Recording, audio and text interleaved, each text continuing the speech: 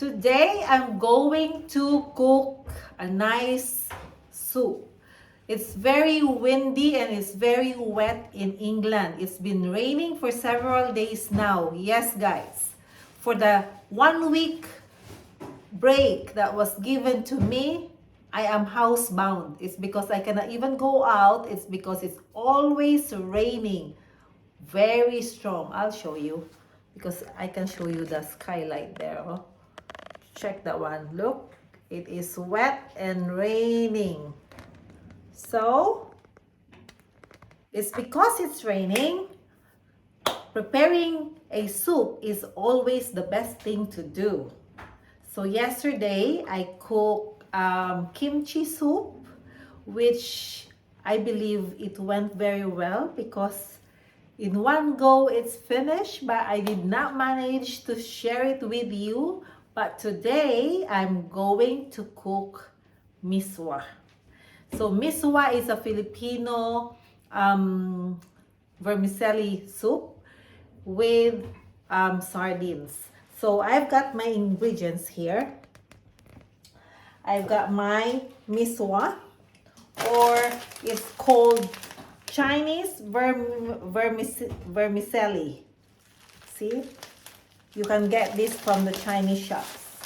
So, and then I've got 2 tins of 555 sardines. Again, this sardines is from the Philippines. I got this from the Chinese shop as well. And just an onion. So, I'm going to prepare all of this and then I'm going to show you how am I going to cook this in preparation for Mr. Mags to come home after his work. Okay, let's go.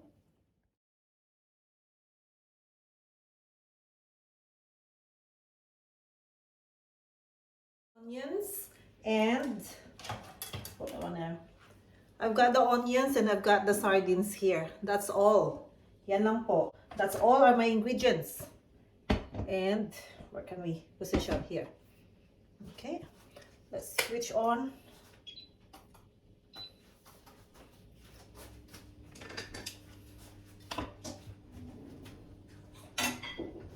I'll use an olive oil. Guys, let's use olive oil.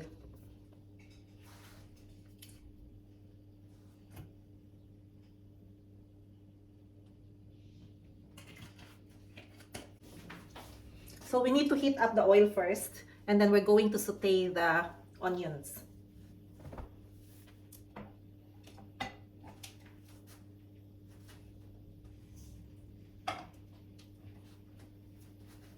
And while I'm waiting for that to heat up, I'm going to boil some water.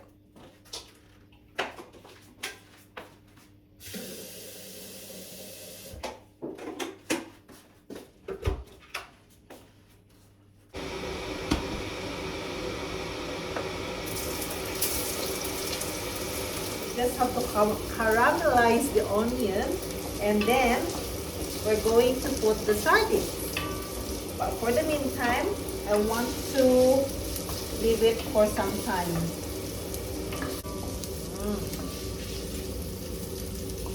Wow. Smells good. So in the Philippines, we always like to to prepare MISWA. Every time that the weather is cold, because it's really nice to have some soup when the weather is cold. We always have MISWA with, it's either fried fish or dried fish. But since we do not have dried fish, we just have a soup. Okay, so guys, look at the onion. It's more caramelized now, so I'm going to put my sardines.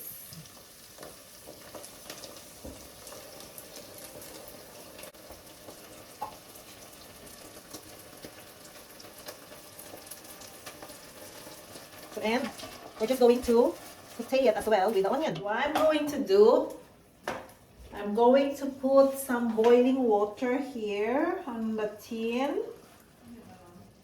to rinse the out and get all the sauce with it. Same with the other one.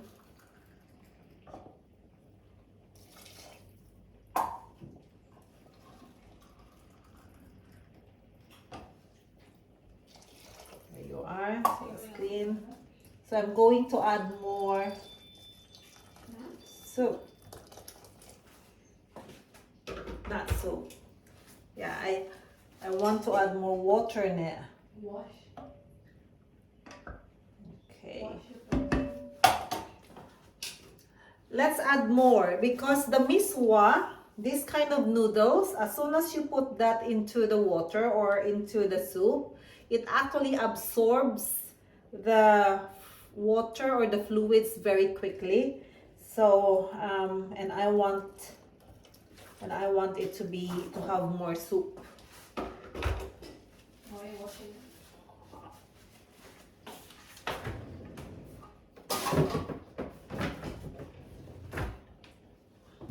Right, so 5 minutes gone. I'm going to add salt now and pepper because I like it a bit spicy.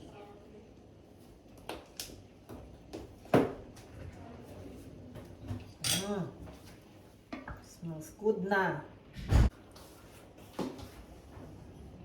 I like MISWA. Very easy to prepare. At the same time, it's cheap. Where am I? I cannot see my face. Yes, MISWA is one of my favorite soup from the Philippines. And it's easy to prepare. And it's cheaper because MISWA is very cheap. And then the sardines, not bad, you know. And yeah, you just need onions. Right, let me try it first before I will put the MISWA.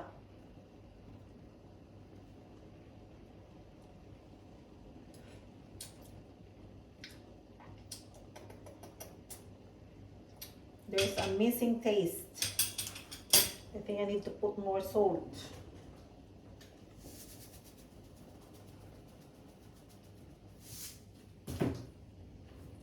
And I cannot taste the sardines at all. So maybe I have to make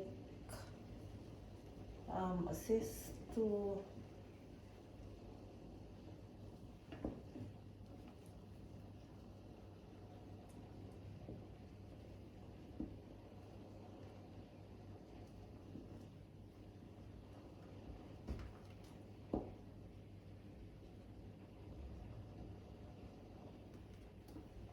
I can just taste water. It does not taste like sardines. So I need to... there you are. So I just need to put more salt, I think. That's what it is. And pepper. I think I did not put enough.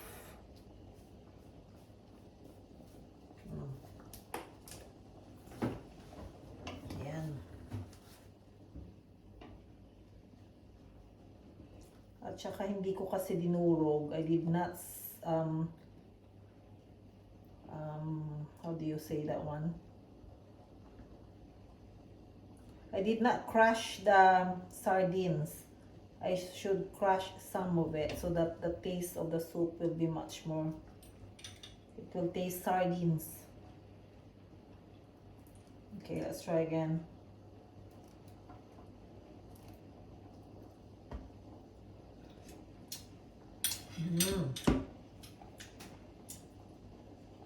I don't know what is the missing.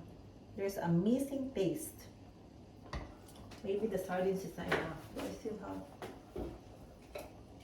Oh, that's brine. It's not tomato. That's Spanish. So I don't have sardines anymore.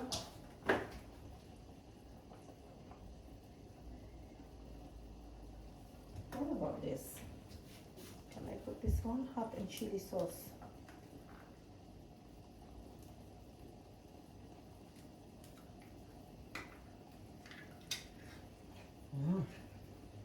put this one. Dagdagan natin para may lasa.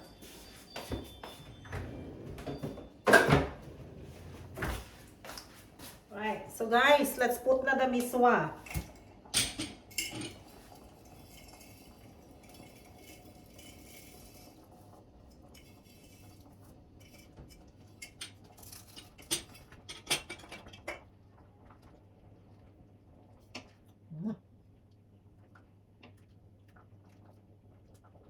Ayan. If you will notice, the MISWA will suck all the fluids. That's why I always put more water, soup. Let me see. I think that will be enough MISWA.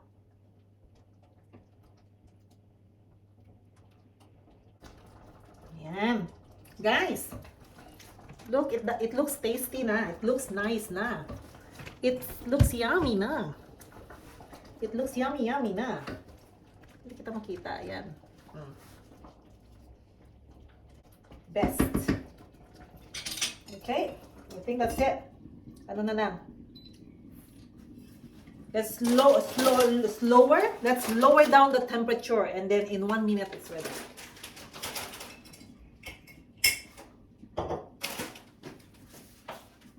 Yan guys, oh, masarap na niya. So, let's give na let's put some on the bowl and we can try. Oh, it really looks yummy.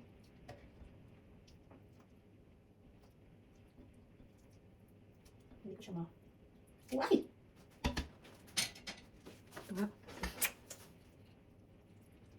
This is better.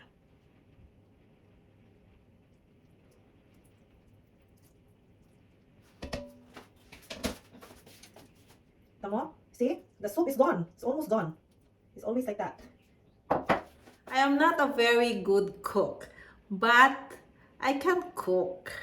Most of the food that I'm cooking anyway is edible, so I'm so proud of myself every time that people will say, oh, it tastes good. So it gives me more motivation to cook. So for this time, I just feel like I want to cook because it's so rainy and it's not very cold, but it's so rainy. And I remember back home, we always have MISWA if it's raining.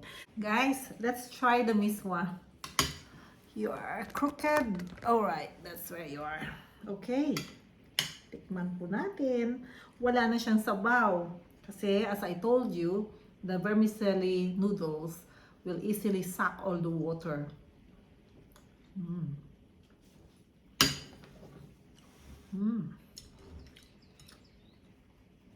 Who else is going to say that my cooking is good? Of course, it's myself. Ang sarap niya kasi mainit. And as I said, it's nice to eat. Well, it's raining. It's really good.